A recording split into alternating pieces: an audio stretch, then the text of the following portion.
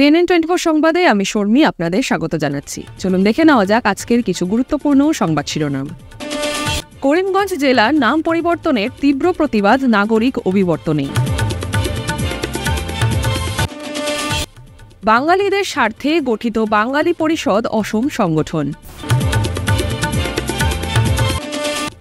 Scout and গাইডসের জাতীয় স্তরের সর্বোচ্চ পদক পেলেন বর্ষিয়ান স্কাউট শিক্ষক পুলিন বিহারী দাস। গভীর রাতে শ্রীভূমি শহরের তিলকচাঁদ রোডে ভয়াবহ অগ্নিকাণ্ডে 3টি বসতবাড়ি পুড়ে ছাই, ক্ষয়ক্ষতি কোটি টাকার অধিক। রোকনি পশ্চিম জিপিতে স্কুল ভবন ও ছট পূজা ঘাটের শিলান্যাস করলেন বিধায়ক নিহার। এখন আসছি বিস্তারিত সংবাদে। করিমগঞ্জ জেলার নাম পরিবর্তনের তীব্র প্রতিবাদ জানালেন নাগরিকরা। মঙ্গলবার করিমগঞ্জ জেলা নাম পরিবর্তন প্রতিরোধ নাগরিক কমিটির উদ্যোগে এক নাগরিক অভিবর্তন অনুষ্ঠিত হয়। স্বাধীনতা সংগ্রামের ঐতিহ্যমণ্ডিত করিমগঞ্জ জেলার নাম পরিবর্তন চূড়ান্ত সাম্প্রদায়িক, তাই ওই সিদ্ধান্ত অবিলম্বে প্রত্যাহারের দাবিতে জেলা অভিবর্তন আয়োজন করা হয়। প্রায় 700-র মতো নাগরিকদের উপস্থিতিতে জেলা অভিবর্তন আয়োজন করে করিমগঞ্জ জেলার নাম পরিবর্তন প্রতিরোধ নাগরিক কমিটি। কোনো কিছু সিদ্ধান্ত নেওয়ার পূর্বে নাগরিকদের সম্মতি নেওয়া প্রয়োজন, তা না করে হুট করেই করিমগঞ্জের নাম পাল্টিয়ে শ্রীভূমি নামকরণ দেওয়া হলো, তাতে তাদের বিরোধিতা। আগামী দিনে করিমগঞ্জ নাম বহাল রাখতে একগুচ্ছ প্রস্তাব নেওয়া হয় সবার সম্মতিক্রমে। ঐতিহ্যমণ্ডিত করিমগঞ্জ জেলার নাম পরিবর্তন প্রতিরোধ নাগরিক কমিটির পক্ষ থেকে জেলাবাসীকে আন্তরিক অভিনন্দন জ্ঞাপন করছি। দেশ আজ এক ভয়াবহ অবস্থার সম্মুখীন। অর্থনৈতিক, রাজনৈতিক, সামাজিক, সাংস্কৃতিক, শিক্ষা প্রতিটি ক্ষেত্রে আজ গভীর সংকট নেমে এসেছে। মূল্যবৃদ্ধি, মুদ্রাস্ফীতি, বেকার সমস্যা চূড়ান্ত রূপ নিয়েছে। মানুষের জীবন জীবিকা সংক্রান্ত সকল রাস্তা আজ রুদ্ধ। রাজনীতি আজ কলুষিত, দুর্নীতি চরম সীমায় গিয়ে পৌঁছেছে। এইসবের বিরুদ্ধে যাতে ঐক্যবদ্ধ গণ আন্দোলন গড়ে উঠতে না পারে, তার জন্য ক্রমাগত সাম্প্রদায়িকতার আগুন দেশব্যাপী ছড়িয়ে দেওয়া হচ্ছে। ভাষা ও ধর্মের নামে সংখ্যালঘু জনসাধারণের উপর ক্রমাগত আঘাত হানা হচ্ছে। রাজ্যে উগ্র প্রাদেশিকতাবাদী সাম্প্রদায়িক সরকারও একইভাবে গরিব মানুষের বেঁচে থাকার পথকে রুদ্ধ করে দিচ্ছে। ক্ষমতার স্বার্থে জনসাধারণের সমস্যাগুলোকে আড়াল করতে ভাষা ও ধর্মের নামে প্রতিদিন বিভেদ সৃষ্টি করার চক্রান্ত করছে। আজকের এই অভিবর্তন উদ্বেগের সাথে লক্ষ্য করছে যে উগ্র প্রাদেশিকতাবাদী সাম্প্রদায়িক সরকারের তীব্র আগ্রাসনে বরাক উপত্যকার জনসাধারণ বিপর্যস্ত। অথচ সরকার এই সমস্ত সমস্যার কোনো ইতিবাচক সমাধান না করে এই সমস্যাগুলোকে আড়াল করতে মানুষের মধ্যে ধর্মীয় বিভাজন সৃষ্টি করে শুধুমাত্র ক্ষমতার লিপ্সায় এই নাম পরিবর্তনকে হাতিয়ার হিসাবে গ্রহণ করেছে। আজকের এই অভিবর্তন দৃঢ়তার সাথে সরকারের কাছে দাবি জানায় যে অবিলম্বে নাম পরিবর্তন প্রত্যাহার করে জেলার বিভিন্ন সমস্যার সমাধান করতে উপযুক্ত পদক্ষেপ গ্রহণ করুন। অন্যথায় এই আন্দোলন ক্রমাগত শক্তিশালী গণ আন্দোলনের রূপ পরিবর্তন। বাঙালিদের স্বার্থে গঠন হল বাঙালি পরিষদ অসম সংগঠন। মঙ্গলবার সংগঠনের উদ্যোগে শহর শ্রীভূমিতে বিশেষ সভা অনুষ্ঠিত হয়। শহরের মেইন রোড স্থিত মাঙ্গলিক ভবনে সংগঠন গঠন করার উদ্দেশ্য নিয়ে আলোকপাত করেন সংগঠনের অনেক কর্মকর্তা। যেহেতু বাঙালিরা নিপীড়িত, নির্যাতিত, তাই তাদের স্বার্থে ওই সংগঠন কাজ করে যাবে বলে আশ্বাস দেন অনেকেই। আগামীতে শ্রীভূমির জ্বলন্ত সমস্যা নিয়ে রাজ্যের মুখ্যমন্ত্রী দ্বারস্থ হবেন বলে সংগঠন শ্রীভূমি জেলার কর্মকর্তারা সিদ্ধান্ত নেন। গৌরীশ নন্দী, অরূপ রায়, মৃত্যুঞ্জয় চক্রবর্তী সহ আরও অনেক শ্রীভূমি জেলার কমিটিতে রয়েছেন। পঙ্কজ দেব, রজতকান্তি নাথ প্রমুখ কর্মকর্তারা সংগঠন গঠনে বিশেষ ভূমিকা গ্রহণ করেন। বাঙালি পরিষদ করার একান্তই প্রয়োজন, কেননা বাঙালি একতাবদ্ধ থাকার আজকের দিনে সত্যিকার অর্থে একদম সময় উপযোগী সিদ্ধান্ত। আমাদের বাঙালিরা নিপীড়িত, শোষিত আমি বলতেই পারি। আমাদের মূল অধিকার এবং আদায় করতে আমরা সদা ব্যর্থ থাকি। সেই ব্যর্থতা থেকে আমরা উদ্ধার হতে হলে আমাদের একতাবদ্ধ হয়ে থাকতে হবে। আমাদের বিভিন্ন সময় আপার আসামে সেই একই রাজ্যে বসবাস করে থাকি, আমাদের এত অশৃঙ্খল বলতেই পারি যে শৃঙ্খল চলিহা যেভাবে আমাদের বাঙালিকে প্রতিপন্ন করেন, তারই আমরা মাঝে মধ্যে প্রতিবাদ করা একান্তই প্রয়োজন এবং একান্তই দরকার। আমরা মনে করি সেই প্রতিবাদ এবং সেই কিছু অশৃঙ্খল কথাবার্তা যখনই বলেন তখন আমরা সংগঠনের প্রয়োজন হয়। সেই সংগঠনের নিয়ম নীতি আমরা মেনেই আমরা মাঝে মধ্যে প্রতিবাদ করা একান্তই প্রয়োজন। এবং আগামী দিনে আমরা শ্রীভূমি জেলায় আরো যাতে আঞ্চলিক কমিটি, ব্লক কমিটি গড়ে একতাবদ্ধ হয়ে বাঙালির হয়ে এই শ্রীভূমিতে লড়তে পারি, কেন্দ্রীয় কমিটির সঙ্গে আলোচনা করে তারই আমরা আজকের কার্যনির্বাহী সভায় আমরা প্রস্তাব আকারে দিতে পারি। এবং আজকে যারা উপস্থিত হয়েছেন এবং যারা পদাধিকারী হয়েছেন সবাইকে সবল ভূমিকা পালন করার জন্য আমি আহ্বান করি, কারণ সময় উপযোগী সিদ্ধান্ত। এবং আজকে যারা আমাদেরকে এই সংগঠনের পদাধিকারী দিয়েছেন আমরা অনেক কৃতজ্ঞতা স্বীকার করি। এবার স্কাউট অ্যান্ড গাইডসের জাতীয় স্তরের সর্বোচ্চ পদক পেলেন বর্ষিয়ান স্কাউট শিক্ষক পুলিন বিহারী দাস। বরাক থেকে সম্ভবত প্রথম এই গুরুত্বপূর্ণ পদক লাভ করতে সক্ষম হলেন পুলিনবাবু। সম্প্রতি লখনৌর রাজভবনে রাজ্যপাল আনন্দীবেন প্যাটেল ওই পদক প্রদান করেন। ভারত স্কাউট অ্যান্ড গাইডের নিয়মাদর্শ পথেয় করে বিভিন্ন সময় দুর্যোগে সেবামূলক কর্ম ও নানা সমাজের কাজে আজীবন ব্রতদের ওই পুরস্কারের জন্য মনোনীত করা হয়। সারা রাজ্য থেকে পুলিনবাবু সহ মোট 4 জন ওই পদক পান। 75 বছর বয়সে রাষ্ট্রপতি পুরস্কারের পর ওই সর্বোচ্চ স্তরের পদক পেলেন পুলিনবাবু।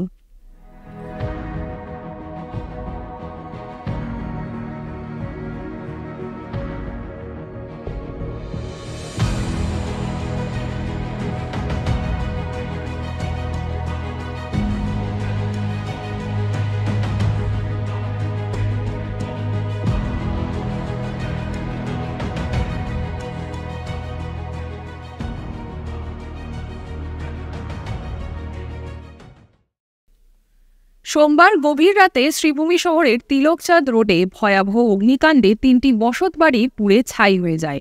অগ্নিকাণ্ডের সঙ্গে সঙ্গে এলাকায় আতঙ্ক ছড়িয়ে পড়ে। আগুনের লেলিহান শিখায় 3টি বাসগৃহ পুড়ে ছাই হয়ে যায়। অগ্নিকাণ্ডে মামন দাস, রূপক দাস ও হীরক দাসের বাসগৃহ পুরোপুরি ভস্মীভূত হয়ে যায়। দেখুন সবিশেষ। যেহেতু অগ্নিকাণ্ডটি ঘটেছে রন্ধন গ্যাসের সিলিন্ডারের বিস্ফোরণ থেকে, তাই আগুন দ্রুত ছড়িয়ে পড়ে। অগ্নি নির্বাপক বাহিনী 5টি ইঞ্জিন ঘটনাস্থলে পৌঁছে প্রায় 1.5 ঘন্টা ধরে প্রয়াস চালালে নিয়ন্ত্রণে আসে আগুন। ক্ষয়ক্ষতির পরিমাণ প্রতিবেদন লেখা পর্যন্ত জানা না গেলেও প্রায় কোটি টাকার সম্পত্তি নষ্ট হয়েছে। বৈদ্যুতিক শর্ট সার্কিট থেকে অগ্নিকাণ্ডের সূত্রপাত হয় বলে ধারণা করা হচ্ছে। ক্ষতিগ্রস্তদের সাহায্যের আবেদন এলাকার অনেকের কাছে রাখা হয়েছে। এখানে করিমগঞ্জ শহরের বর্তমান শ্রীভূমি শহরের তিলকচাঁদ রোডে ঘণ্টাখানেক আগে আগুন লেগে যায়। আগুন লাগার পরে প্রথম অবস্থায় স্থানীয় মানুষরা কিছু বুঝতে পারেননি, কিন্তু পরবর্তী সময় দেখা যায় যে আগুন লাগার পর একের পর এক সিলিন্ডার বাস্ট হচ্ছে। আর এই জন্য গোটা এলাকার মানুষ অনেক ভয় সঞ্চার হয়েছিল মানুষের মধ্যে। পরবর্তীতে সবাই এখানে এসছে, ফায়ার ব্রিগেডও এসছে, এলসিবির মানুষরাও এসছে। আর ভাগ্য ভালো এখানে নিকটে একটা পুকুর আছে, পুকুর থেকে ফায়ার ব্রিগেড অনবরত জলের সাপ্লাই দিতে পারছে। আর ইতিমধ্যে আগুন কন্ট্রোলে এসেছে। এখানে স্থানীয় মানুষ যারা আছেন, মমন করে একজন ছিলেন, উনি নেই বর্তমানে। উনার গড়, রূপমের গড় এবং হীরক দাস বলে আরেকজন আছে, ওনাদের 3 জনের গড়েই আগুন লেগেছে। ইতিমধ্যে তো ফাইনালি কিছু বলা যাচ্ছে না, কিন্তু সম্ভবত শর্ট সার্কিট থেকেই আগুন হয়েছে। শর্ট সার্কিট থেকেই আগুন লেগেছে। পরবর্তীতে এলপিজি গ্যাস ছিল, গ্যাস সিলিন্ডার ছিল, একের পর এক গ্যাস সিলিন্ডারের বিস্ফোরণের জন্য আগুনের মাত্রাটা বেড়ে যায়। বর্তমানে কন্ট্রোলে আছে। 3টি ঘর।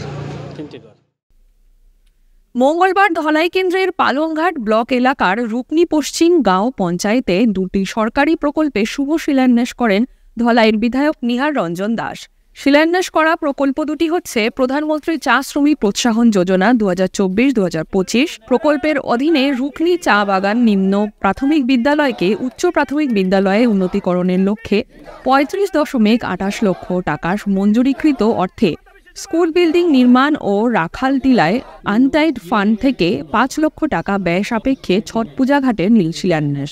উল্লেখ্য, এদের শিলান্যাস অনুষ্ঠানে বিধায়কের সাথে অন্যান্যদের মধ্যে উপস্থিত ছিলেন বিজেপি পালংঘাট মণ্ডল সভাপতি অপূর্ব দাস, জেলা পরিষদ সদস্য মিহির কান্তি রায়।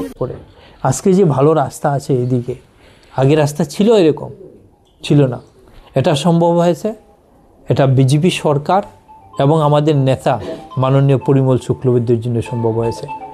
কারণ উনি বিধায়ক এবং মন্ত্রী থাকা অবস্থায় একটা আমূল পরিবর্তন হয়েছে, ধলাইয়ের রাস্তাঘাটের একটা আমূল পরিবর্তন হয়েছে। এরপরেও অনেক রাস্তা আছে বাকি, এগুলো আমাদের করতে হবে। পরিমলদার, আমরা যারা আজকে জনপ্রতিনিধি আছি, আমি এমএলএ বলি, জেলা পরিষদ আছেন, এপি জিপি যারা আছেন, পরিমলদা আমাদেরকে যেভাবে রাস্তা দেখিয়ে গেছেন, আমরা এই রাস্তায় হেঁটে আমরা ধলাইয়ের উন্নয়ন করব।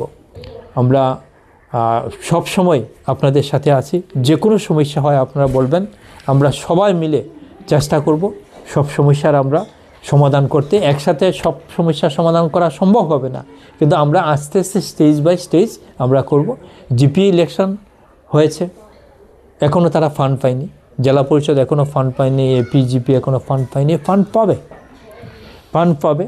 আমরা চেষ্টা করব এই জিপির ফান্ড দিয়ে যেসব রাস্তাগুলো করা যায়, এইসব রাস্তা আমরা জিপির ফান্ড দিয়ে করব। সম্মিলিত লোকমঞ্চ কর্তৃক আয়োজিত ধামাইল উৎসব হল বরাক উপত্যকার একটি ঐতিহ্যবাহী লোক সাংস্কৃতিক অনুষ্ঠান, যা মূলত ধামাইল নৃত্য ও গানকে কেন্দ্র করে অনুষ্ঠিত হয়। এই উৎসবের মাধ্যমে লোক সংস্কৃতির প্রচার প্রসার এবং ধামাইলের আন্তর্জাতিক স্বীকৃতি অর্জনের জন্য কাজ করা হয়। প্রতি বছরের মতো আগামী 27 ও 28 ডিসেম্বর সম্মিলিত লোকমঞ্চের উদ্যোগে বরাক উপত্যকা ভিত্তিক ধামাইল উৎসব আয়োজন করা হয়েছে। এদিন এক প্রতিনিধি দল রাজ্যের মন্ত্রী কৌশিক রায়ের সঙ্গে দেখা করে সহযোগিতা কামনা করেন। এতে উপস্থিত ছিলেন সংস্থার সভাপতি ডক্টর অপ্রতিম নাগ সহ সভাপতি শান্তনু রায়, গৌতম সিনহা, সম্পাদক ভাস্কর দাস, কানাইলাল দাস, মঙ্গলানাথ, দীপকনাথ, ঝিমলিনাথ প্রমুখ।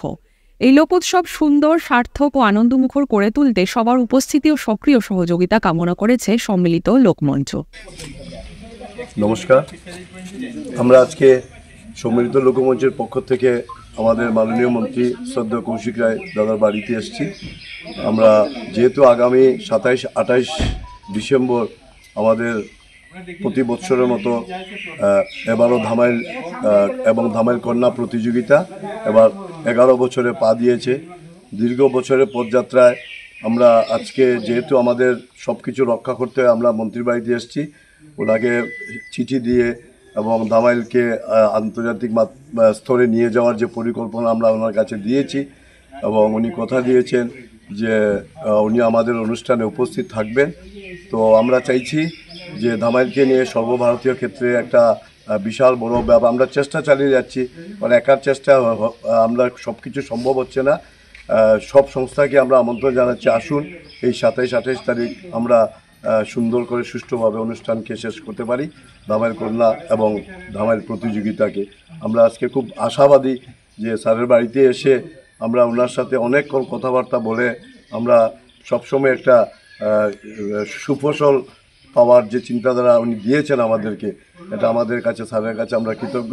আগামীতে সবাই আসুন সম্মিলিত লোকমঞ্চের ছায়ায়, এখানে এসে আমরা সবাই একসাথে হয়ে ধামাইলের জন্য আমরা সবাই অগ্রণী ভূমিকা নেব, এটা আমাদের বিশ্বাস। সবাই এগিয়ে আসুন। ফিরছে একটি বিরতির পর। Grace well hospital, Meherpur, Silchar. এখানে আপনারা পাবেন ডায়ালিসিস, এন্ডোস্কোপি, সোনোগ্রাফি, ইকোকার্ডিওগ্রাফি, এক্স-রের মতো বিশেষ সুবিধে। উন্নত মানের ডাক্তারি পরিষেবার পাশাপাশি পাবেন আইসিইউ, এনআইসিইউ, ইনডোর, আউটডোর এবং যে কোনো রকম সার্জারি অত্যন্ত সুলভ মূল্যে এবং অত্যাধুনিক মানের। গ্রেস ওয়েল হসপিটাল বিভিন্ন ধরনের চিকিৎসা পরিষেবার পাশাপাশি এখানে আপনারা পাবেন বন্ধ্যাত্ব কাটিয়ে মাতৃত্ব এবং পিতৃত্বের আশ্বাস। আপনার সুস্থ জীবনের লক্ষ্যে সর্বদা কাজ করে চলেছে গ্রেস ওয়েল হসপিটালের সদস্যবৃন্দ। ঠিকানা grace well hospital, Meherpur, Silchar 788015। আপনার সুস্থ এবং মঙ্গলময় জীবন কামনা করি আমরা। Grace well hospital. ফিরে এলাম বিরতির পর। একে অন্যে লিপ্ত যখন সংঘাতে বর্তমানে এ সময় মানবিকতার নজির স্থাপন করলেন মসজিদের ইমাম। ইমামের তাৎক্ষণিক পদক্ষেপে জীবন রক্ষা পান ত্রিপুরার 7 হিন্দু যাত্রী। দেখুন সবিশেষ।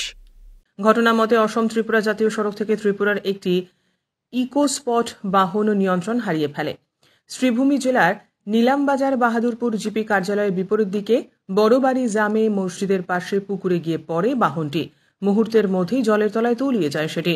সময় যখন ভোর 4টে, শীতের রাত, তাই বেশিরভাগ যাত্রীরা গভীর ঘুমে ছিলেন। বিকট শব্দ পেয়ে বাহাদুরপুর বড়বাড়ি জামে মসজিদের ইমাম উপলব্ধি করতে পারেন এবং তার পক্ষে এই বৃহৎ কাজ করা সম্ভব নয়। তাই তিনি তৎক্ষণাৎ বুদ্ধি খাটিয়ে মাইকে দুর্ঘটনার খবর সবদিকে প্রচার করে দেন। ইমামের প্রচারের পর গ্রামবাসীরা ছুটে এসে দুবন্ত বাহন সহ চালক এবং 7 যাত্রীকে জীবন্ত উদ্ধার করতে সক্ষম হয়। প্রচণ্ড ঠান্ডার মধ্যে গলা জলে নেমে যাত্রীদের উদ্ধার করেন ইমাম সহ অন্যান্যরা। এদিকে ইমামের তাৎক্ষণিক বুদ্ধিমত্তা, সাহসিকতা, সময়োচিত পদক্ষেপ এ নিয়ে যাত্রীরা সহ গ্রামের জনগণেরা সাধুবাদ জানালেন তাকে। ঘটনা হয়েছে রাত অনুমানিক 4টা হবে। হঠাৎ আমি আওয়াজ শুনতে পেরেছি যে একটা গাড়ি আমাদের মসজিদের পাশে যে পুষ্করিণী আছে সেই পুষ্করিণীতে পড়েছে। শুনে আমি তাৎক্ষণিকভাবে আমি তাড়াতাড়ি দরজা খুলে বের হয়েছে, দেখছি যে পুষ্করিণীর মধ্যে গাড়ি লাইট জ্বলতে আছে, তার মানে পুষ্করিণীর মধ্যে গাড়িটা পড়ে গেছে। তো এখানে গাড়ির ভিতরে লোক আছেন, হাল্লা চিৎকার করতেছে, গাড়ির এই সময় গ্লাস আছে, ওনারা জুড়ে জুড়ে মারতেছে। তো যাক, তৎক্ষণিক আমি তাড়াতাড়ি দেখলাম যে আমি একা কীরকমে পদক্ষেপ নিব, ওনাদেরকে কীরকমে আমি উদ্ধার করব। তো আমি দেখলাম যদি আমি ফোন করি তাহলে 1-2জনকে ফোন করব, তো হবে না। আমি মসজিদের মাইকে এলান করে দিয়েছি যে এলাকাবাসী বা হামসায়াবাসী আপনারা এইরকম সাহায্য করেন, একটা গাড়ি পুষ্করিণীতে পড়েছে, বহুত লোক গাড়ির ভিতরে আছে। তো তৎক্ষণিক ভিতরে 1 মিনিটের ভিতরেও এলাকার মানুষ এসে আমরা সবাই মিলে ওনাদেরকে গাড়ি থেকে আমরা উদ্ধার করেছি। গাড়ির ভিতরে 7 জন যাত্রী ছিলেন। ওনারা বলেছেন যে ওনারা আইজল থেকে আসতেছেন, ধর্মনগর যাবেন, ওনারা বাড়ি ধর্মনগর। ওনাদের যারা ছিলেন 7 জন যাত্রী ছিলেন, 7 জনও আমাকে বলেছেন যে ওনারা হিন্দু ধর্ম লোক। তো ওনারা খুশি হয়ে, শেষ পর্যন্ত ওনাদের ক্ষয়ক্ষতি হয় নাই, খুশি হয়ে ওনারা আমাকে কিছু হাদিয়া দিয়েছেন 1500 টাকা। আমি বলেছি না, এটা আমাকে দিতে হবে না, এটা আপনারা যদি হাদিয়া দিতে হয় তাহলে মসজিদে দিয়ে দেন। ওনারা মসজিদে 1500 টাকা হাদিয়া দিয়েছেন। বরখলার পুঠিছড়া টোলগেটে 27 বস্তা অবৈধ পোস্ত বোঝাই গাড়ি সহ আটক 2। দেখুন সবিশেষ। তথ্যমতে জানা যায়, সোমবার রাত আনুমানিক 8টা নাগাদ ভাইরংটি থেকে হাফলং পাচারের পথে পুঠিছড়া টোলগেট পার হতে গিয়ে 147 সিআরপিএফ ব্যাটালিয়ন, বরখলা এবং উদারবন্দ পুলিশের যৌথ অভিযানে সন্দেহমূলক তল্লাশি চালালে অবৈধ পোস্টার উদ্ধার করা হয়। প্রায় 27 বস্তা পোস্ত জব্দ করা হয়। পাচারকারীর নাম আছিবুর রহমান বরভুইয়া, ধলাইয়ের আরজানপুর খায়রুল হক লস্কর, জামালপুর। গোপন সূত্র মারফত খবর পেয়ে 147 সিআরপি ব্যাটালিয়ন এবং উদারবন্দ পুলিশ সিআরপিএফ ব্যাটালিয়নদের মহাসড়কে তল্লাশি চালালে একটি বিশেষ নম্বরের গাড়িটি পুলিশ ব্যারিকেড ভেঙে পালিয়ে গেলে বরখলা থানার খবর পাঠালে টোল গেটে থাকা পুলিশ গাড়িটি আটক করে। পরে বরখলা থানার ওসি জোসেফ ভি কেবম উপস্থিত হয়ে তল্লাশি চালিয়ে অবৈধভাবে পাচার হওয়া পোস্তগুলি উদ্ধার করে।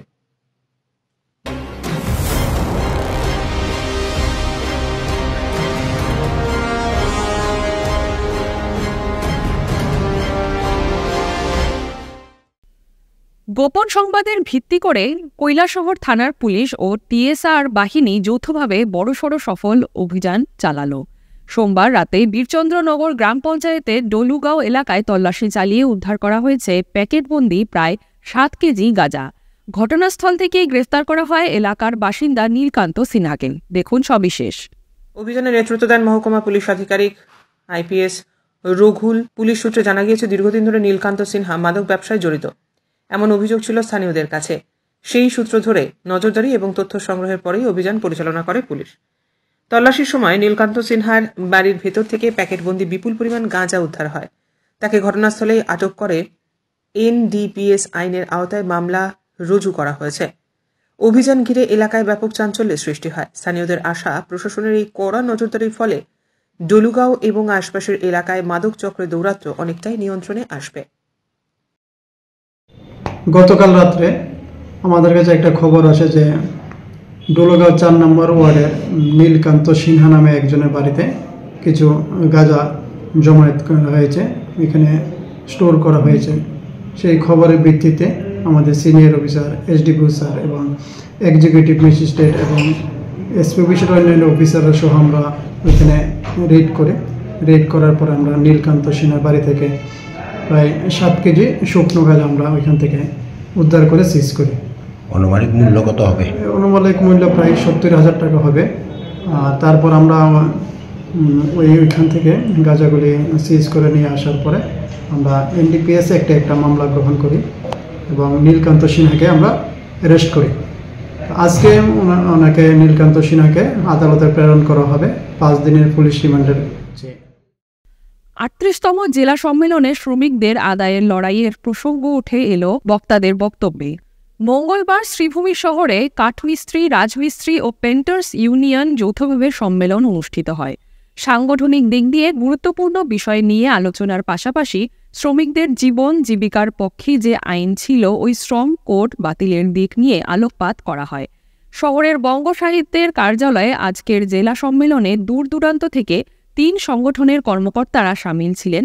শ্রমিকদের দাবি দেওয়া আদায়ে কিভাবে তারা আগামী দিনে লড়াই করতে পারবে তা তাদের অবগত করতে বিশেষভাবে আয়োজন সম্মেলন। বর্তমানে শ্রমিকদের কাছে এমন কোনো আইন নেই যাতে তারা লড়াই করতে পারে ন্যায্য দাবি দেওয়া নিয়ে। তাদের হৃদয়ে যেভাবে আঘাত লেগেছে তা উপলব্ধি করতে পারছে একমাত্র শ্রমিকরাই।